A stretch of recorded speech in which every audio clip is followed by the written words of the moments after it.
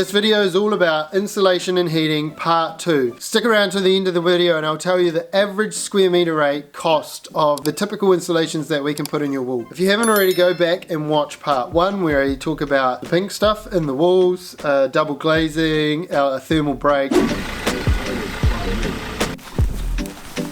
And why do you reckon we should go for polyester? Carbon Zero Factory, made from recycled PET plastic bottles. Zero waste, throw that back in the machine and reuse it. And particularly the friction fit products, they are self-supporting, solid, pretty robust compared to the other products you use in the market, I guess. In that video I also talked about ventilation and heating being the second part of the puzzle. So this episode's all about how we heat the space up, whereas the insulation is all about stopping that heat escaping.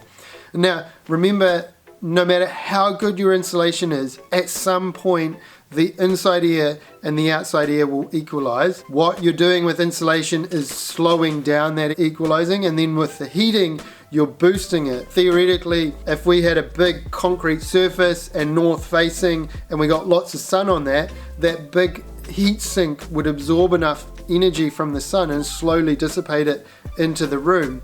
But heating is all about supplementing nature, and when it's 0 degrees outside and you want it to be 21 degrees inside, you are giving it that boost. Or vice versa, when it's 25 degrees outside and the sun's beating down on your black corrugated iron, because that's the latest trend, you want to be able to keep that inside temperature cool. That's probably the next step if we were going to go a deeper dive even further. Designing your window openings, the orientation of your house, shading for example, like there's a number of things to think about, even down to like the color of your home and how reflective your materials are kind of like the third layer of a deep dive in insulation.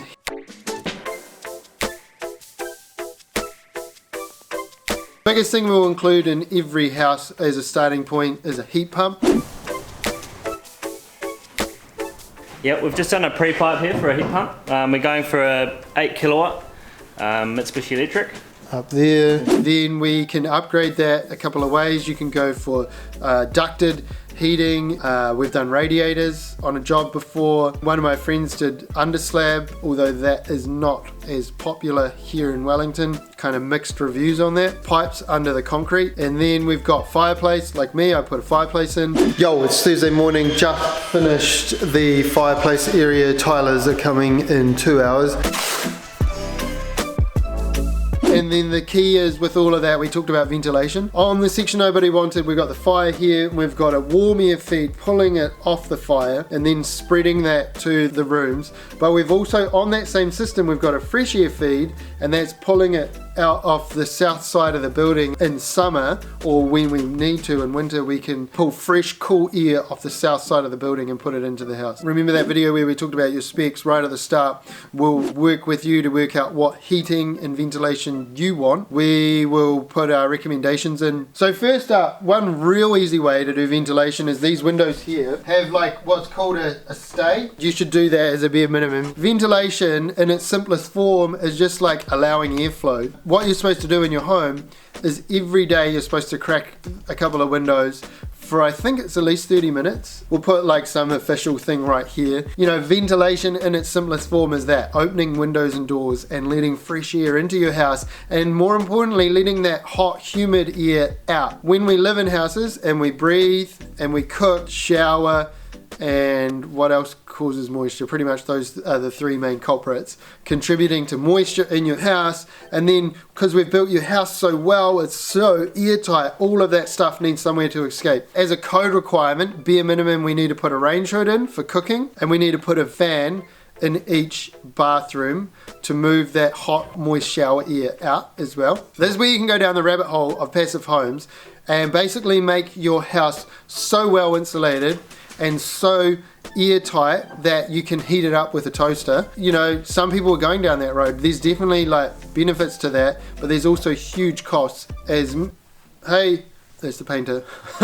Personally, I look to incorporate as much as we can before crossing that line into the passive territory. And if you want to go for a passive home, there's a couple of builders I can recommend that you talk to. I'd say maybe 80% of homes that we build are hooking up to the grid for gas. I suppose this is where you work out your situation and your power source. For example, gas, electricity, firewood, a combination of those. Here in Wellington we have a good strong supply of natural gas, so most people are using a Rheem Infinity unit on the outside for the hot water. Only 10 or 20% of people will use gas cooking. Most people will then use induction hobs. Most of our houses, literally every house I've built, has been hooked up to the main power grid. I did look at a section once that needed to be off the grid, and we looked at like solar, but that was also fascinating when you start to look at things like needing a diesel backup generator, and kind of like the cost implication of some of that stuff outweighs the cost of just running a really long power cable to the mains. If we don't have a gas main at the street,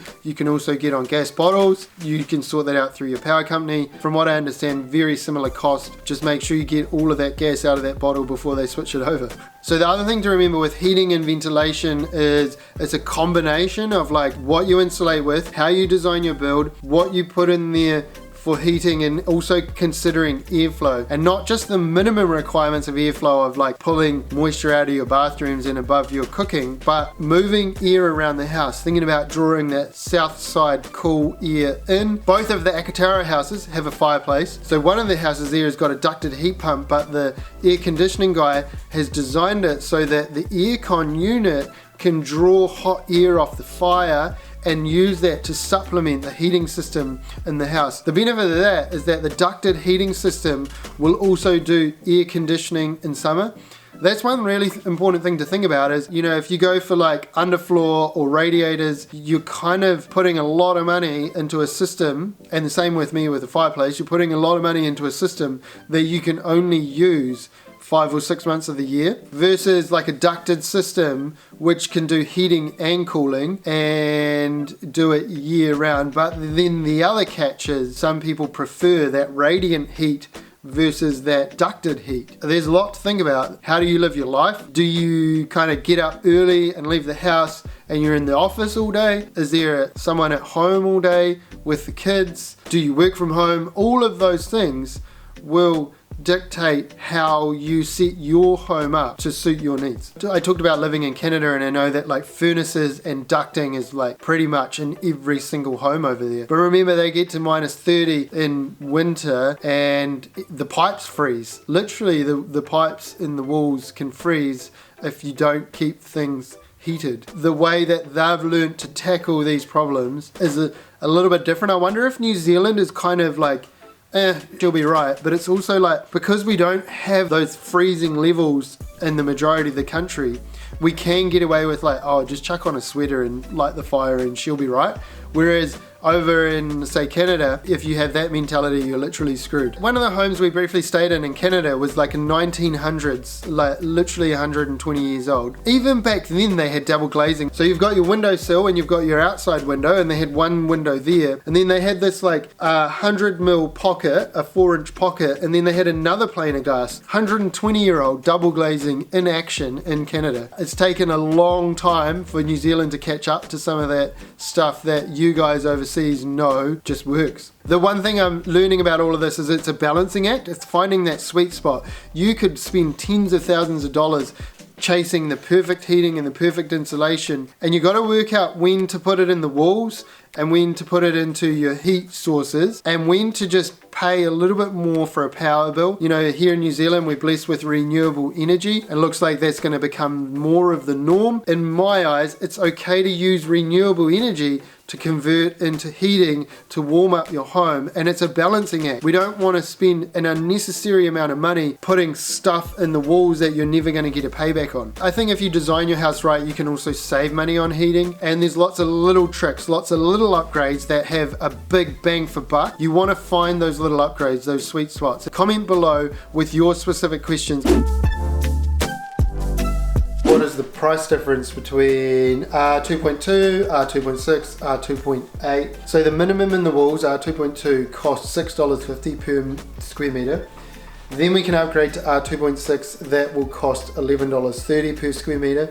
Then we can upgrade to R2.8, which jumps another 50% to $18.20 a square meter.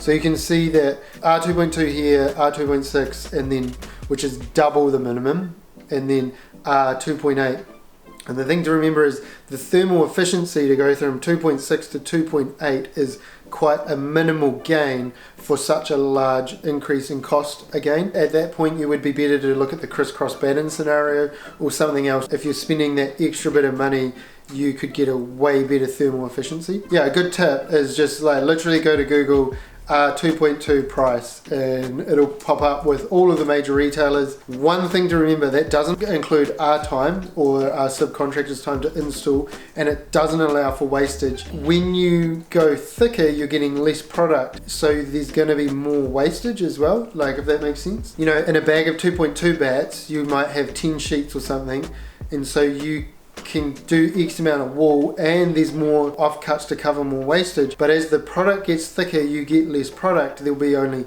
4 or 5 sheets, and so you've got to make that product go further. You have to get more bags as well, and then like let's say you need a full sheet, you'll need to buy more bags, if that makes sense. Whereas when you've got 10 sheets in a bag, you've got more offcuts to use in more places. I hope you found this video useful. If you haven't already, go ahead, click subscribe, and catch you in my next video.